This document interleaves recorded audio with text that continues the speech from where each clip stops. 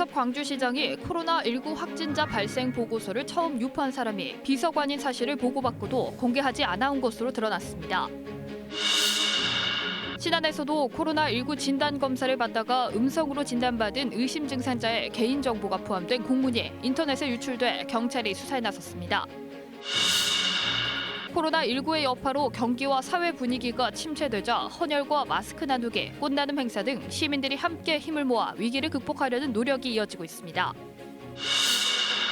5.18 민주화 운동에 참여한 광주 시민들을 북한 특수군이라고 주장해 명예를 훼손한 혐의로 기소된 지만원 씨에 대해 1심에서 실형이 선고됐습니다.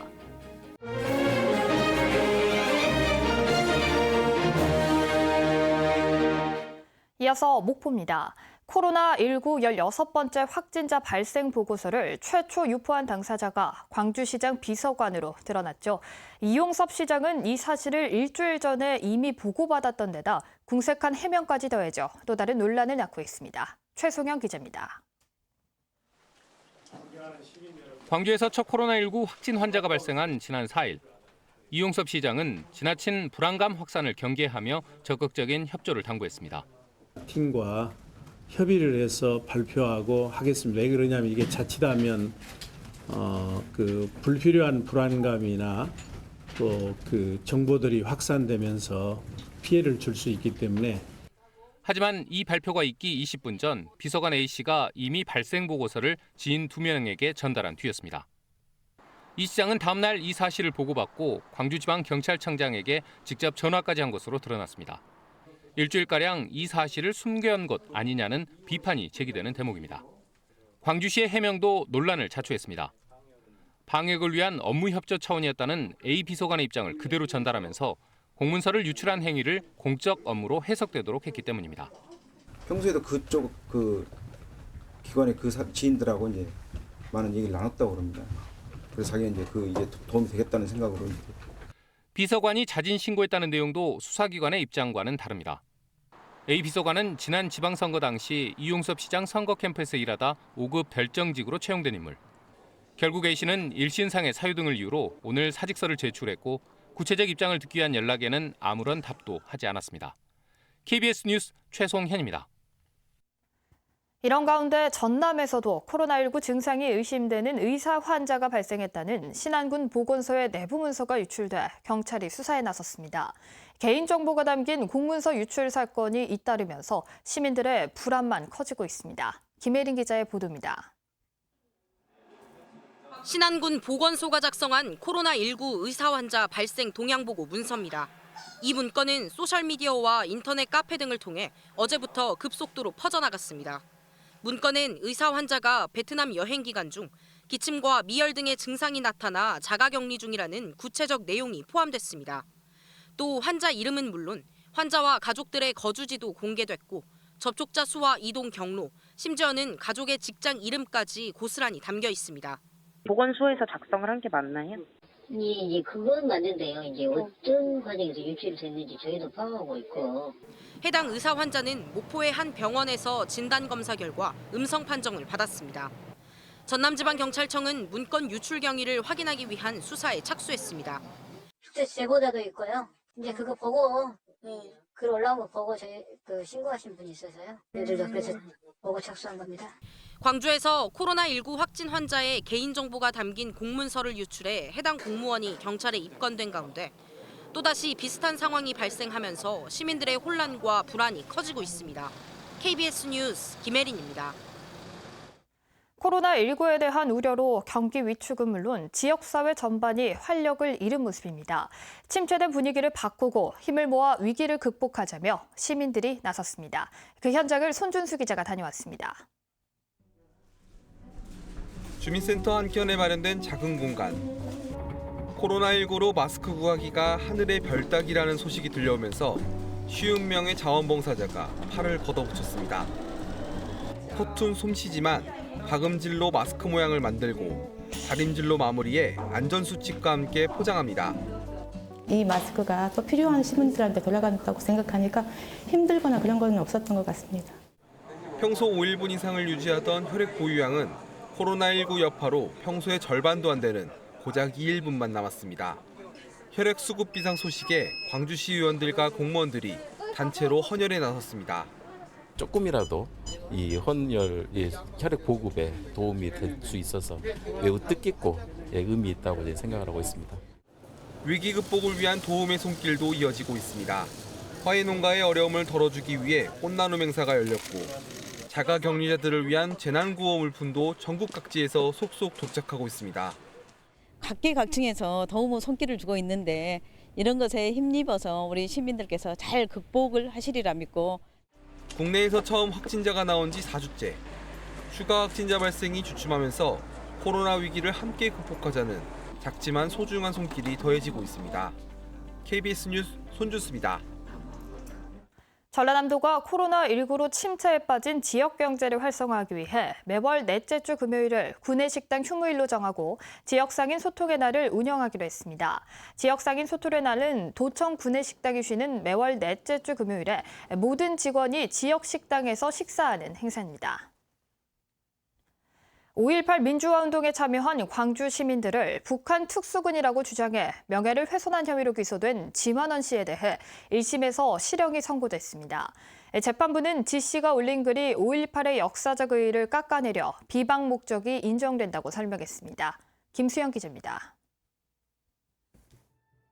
5.18 민주화 운동 당시 촬영된 사진 속 인물들을 북한 특수군으로 지목하는 글을 인터넷에 올려 정보통신망법상 명예훼손 혐의로 기소된 지만원 씨. 서울중앙지법은 오늘 재판이 시작된 지 4년여 만에 지 씨에 대해 벌금 100만 원과 함께 징역 2년의 실형을 선고했습니다. 하지만 지 씨를 법정 구속하지는 않았습니다.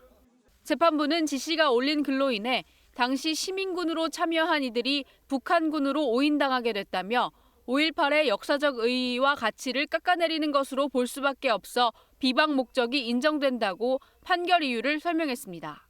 이어 지 씨의 의도가 악의적으로 보이기까지 해 죄질이 좋지 않다고 덧붙였습니다. 재판부는 또 지 씨가 천주교 광주대교구 정의평화위원회에 사진집과 관련한 유언비어를 퍼뜨려 신부들의 명예를 훼손했고 영화 택시 운전사의 주인공으로 알려진 고 김사복 씨에 대해서도 별다른 근거 없이 악의적인 글을 게시해 망자의 명예를 훼손했다고 봤습니다. 다만 지 씨의 범행으로 5.18과 참여자들에 대한 기존의 사회적 평가가 근본적으로 바뀌진 않을 걸로 보인다는 점 등을 고려했다고 양형 이유를 설명했습니다. 앞서 검찰은 지 씨에게 징역 4년을 구형했는데 이에 대해 지 씨 측 변호인은 공적 관심사에 대한 표현은 널리 허용된다고 주장해왔습니다. 지 씨에게 실형이 선고되자 재판정 앞에서는 지 씨의 지지자들과 광주 시민들이 충돌을 빚기도 했습니다. KBS 뉴스 김수연입니다. 우기종 예비후보가 민주당이 자신을 징계해 감점을 줬지만 끝까지 경선에 참여할 뜻을 밝혔습니다. 우기종 후보는 오늘 오후 기자회견을 열고 당이 자신을 15% 감산이라는 과도한 처벌로 불공정 경선이 치러지게 됐지만 민주당 승리를 위해 경선에 참여하겠다고 밝혔습니다. 또 과다 조회 사실을 불법 유출로 왜곡한 김원희 후보에 대해서도 당의 엄중한 처벌을 촉구하는 한편 과다 조회자를 언론에 유출한 당 관계자를 일벌백계 해줄 것도 요구했습니다. 오는 4월 15일 치러지는 제21대 총선을 앞두고 경찰이 선거사범에 대한 본격적인 수사에 나섭니다. 광주지방경찰청과 전남지방경찰청은 오늘 선거사범 수사상황실 현판식을 갖고 24시간 선거범죄 단속체제에 들어갔습니다. 경찰은 오는 4월 29일까지 수사상황실을 운영하며 금품 선거와 거짓말 선거를 포함한 5대 주요 선거 범죄 등을 수사합니다. 전라남도가 국토교통부 공모사업인 스마트시티 통합 플랫폼 기반 구축 사업에 목포와 여수, 강진과 함께 최종 선정됐습니다. 전라남도는 이번 공모를 통해 국비 6억 원과 자체 사업비 6억 원 등을 포함해 12억 원을 투입합니다. 전라남도는 도내 22개 시군의 CCTV 영상 정보를 연계한 후 경찰과 소방 등 관계기관에 제공해 범죄를 예방하는 서비스를 구축할 예정입니다. 빛가람 혁신도시 주요 공기업의 지역인재 채용 비율이 20%를 웃도는 것으로 나타났습니다. 한전은 지난해 채용한 인력의 21.9%를 광주 전남 소재대학 또는 고등학교 졸업 예정자로 뽑았고 농어촌공사와 농수산물유통공사의 지역인재 채용률은 각각 50%와 24%였습니다. 혁신도시 특별법 시행령에 따라 주요 공기업들은 올해까지 지역인재 21% 이상을 고용해야 하고 내년에는 27%, 2022년 이후에는 30% 이상을 의무 고용해야 합니다. 전라남도가 주거급여 지원 대상과 금액을 대폭 확대해 올해 4만 2천 가구에 모두 738억 원을 지원합니다. 전라남도는 올해 지원 대상 중위소득을 44%에서 45%로 확대하고 주거급여의 경우 지난해 대비 임대료는 7.5%, 주택개보수는 21% 인상된 금액을 지원하기로 했습니다. 완도항 해상에 기름을 쏟은 어선이 해경에 적발됐습니다. 완도 해양경찰서는 오늘 오전 9시쯤 완도항 일부두 인근에서 기름이 떠 있다는 신고를 받고 출동한 결과 20톤급 어선 A호에서 연료유 탱크에서 기름을 옮기던 중 기름이 유출됐다고 밝혔습니다. 경찰은 기름 이송 작업 시 배출 사고를 방지하는 넘침관이 작동하지 않은 것으로 보고 정확한 사건 경위를 조사하고 있습니다. 해남군이 불의의 사고나 질병 또는 임신 등으로 어업 활동이 어려운 어업인에게 대체 인력 인건비를 지원합니다. 인건비 지원 금액은 하루 10만 원을 기준으로 최대 8만 원을 지원하며 가구당 연간 최대 30일 동안 지원받을 수 있고 임신부 및 출산의 경우와 4대 중증 질환자는 연간 60일까지 지원받을 수 있습니다. 전라남도가 2020년 온라인 판매 확대 지원 사업을 추진합니다. 지원 대상은 전라남도 온라인 쇼핑몰인 남도장터와 시군 자체 쇼핑몰 입점업체, 온라인 입점을 희망하는 업체 중 전남 소재 200개 업체입니다. 지금까지 목포였습니다.